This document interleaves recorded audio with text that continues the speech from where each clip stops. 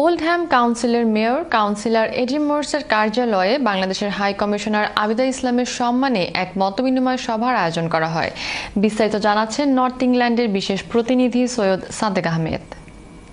যুক্তরাজ্যে নিযুক্ত বাংলাদেশের হাই কমিশনার আবিদা ইসলামের সম্মানে ওল্ডহ্যাম কাউন্সিলের মেয়র এডি মোর্সের কার্যালয়ে এক মতবিনিময় সভার আয়োজন করা হয়। উপস্থিত ছিলেন ওল্ডহ্যাম কাউন্সিলের deputy leader councillor Abdul Jabbar MBE, ম্যানচেস্টারের সহকারী high commissioner Zubayed Hossain, Ali Akbar OBDL, Mojahid Khan MBDL, Abdul Musabbir MBE, councillor Abdul Malik, councillor Muntaz Ali Azad, councillor Nazrul Islam, mosque কাউন্সিলের চেয়ার আব্দুল করিম প্রমুখ।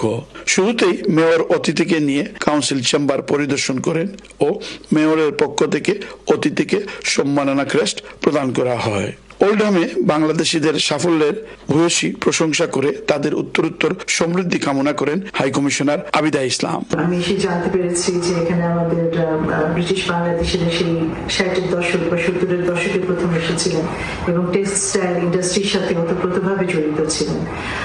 আমি এখানে এসে দেখলাম যে পরবর্তী যে প্রজন্ম, আমাদের সেই প্রথম প্রজন্মের পরে তাদের কিছু প্রতিনিধিকে আমরা আশেপাশে দেখতে পাচ্ছি এবং তাছাড়া তাদেরও যে তরুণ প্রজন্ম তারাও বিভিন্ন ক্ষেত্রে এগিয়ে রয়েছে, শিক্ষার ক্ষেত্রে, ব্যবসার ক্ষেত্রে এবং অন্যান্য ক্ষেত্রেও।